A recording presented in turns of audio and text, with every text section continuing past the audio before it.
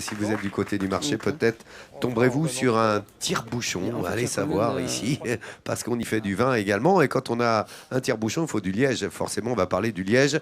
Tu t'es intéressé au liège, toi, aujourd'hui, Fred Soulier? Oui, et surtout la manière dont on va Musée. retirer le liège de cette bouteille. Alors ici, nous sommes dans les appellations Côte du Luberon, principalement, à consommer avec modération. Mais on va surtout partir au pied du petit village de Ménherbe. C'est juste à quelques kilomètres en suivant le Calavon, Ménherbe.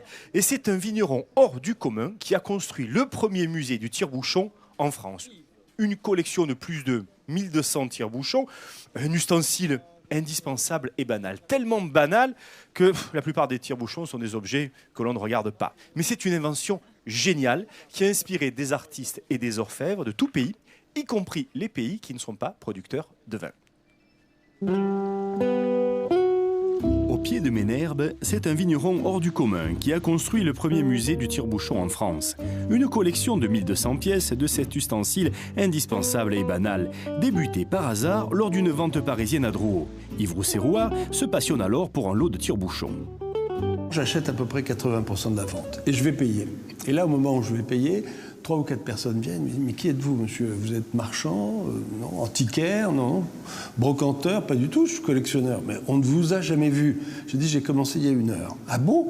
Ah bon? Ben alors voici ma carte et si vous cherchez des tire-bouchons, je peux vous en trouver ou j'en ai à vendre. » Et quelques mois plus tard, ben, je pouvais ouvrir mon musée. La plupart des tire-bouchons sont des objets que l'on ne regarde pas. Mais cette invention géniale a inspiré des artistes et orfèvres de tout pays, y compris ceux qui ne sont pas producteurs de vin. Là, on a par exemple un tire-bouchon en porcelaine et bronze doré. Ce sont des Anglais qui, de passage à Ménherbe, il y a quelques années, m'avaient parlé d'un tire-bouchon qu'ils avaient dans leur château. Il a une histoire puisque, apparemment, enfin, Dixit, cette famille anglaise, c'est le comte de Provence, futur Louis XVIII, qui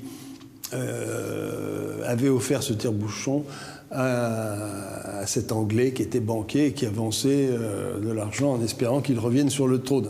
Les autres sont des tire-bouchons de 1740 d'un joaillier parisien qui sont là. Et puis vous avez un peu plus loin un tire-bouchon avec un seau dont je vous parlais pour acheter. Et ici on a un tire-bouchon alors qui là aussi est tout à fait intéressant puisqu'il m'a été offert par Jacques Chirac alors qu'il était président de la République. Alors ce tire-bouchon est d'un designer danois et il fait bouchon tire-bouchon. Certains ont des mécanismes qui fonctionnent plus ou moins bien, mais ce défaut est compensé par la qualité artistique et la rareté de l'objet, très recherché donc par les collectionneurs.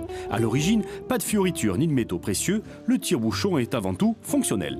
Début du XVIIe, donc des tire-bouchons très simples, en forme de T, avec une vis archimédienne, une mèche archimédienne, car les premiers fabricants de tire-bouchons sont des armuriers. Ce sont les armuriers, les couteliers, qui ont fait les premiers tire-bouchons en utilisant un système qu'on appelle le tire-bourre, et qui permettait de nettoyer le fût des canons, avec une vis sans fin. Et la pièce maîtresse du musée est une compression unique de César. Je connaissais César depuis longtemps. Je lui ai dit, écoute, il faut absolument que tu me fasses une compression de tire-bouchons pour le musée de Ménherbe. Alors il m'a dit, bon d'accord, ben, envoie-moi des tire-bouchons. Alors je lui envoie quelques tire-bouchons, il me rappelle, il me dit, mais non Yves, il me faut 30 kilos de tire-bouchons. Je dis, non mais attends, tu ne veux pas quand même compresser toute ma collection? Alors bon, ben, je vais porter 30 kilos de tire-bouchons. Et là, j'ai vraiment eu le sentiment que je changeais de l'eau en vin. Et quelqu'un l'avait fait avant moi, il y a bien longtemps, il y a 2000 ans. Un bien beau sujet, on remercie Yves Rousserois. Oui, alors c'est un personnage très connu dans la région, un homme qui a eu plusieurs vies, c'est un passionné, Bien sûr. et qui a notamment été un des plus grands producteurs du cinéma français, parce qu'on lui doit quelques gros succès comme Emmanuel, Les Bronzés font du ski, Le Père Noël est une ordure et Le Souper entre Claude Rich. Grand producteur, mais tu vois, on ne savait Voilà. pas qu'il était collectionneur à ce point Eh de tire-bouchons, avec une des plus belles collections de tire-bouchons. Et puis on voyage dans l'histoire en même temps, à travers le tire-bouchon, c'est vraiment passionnant.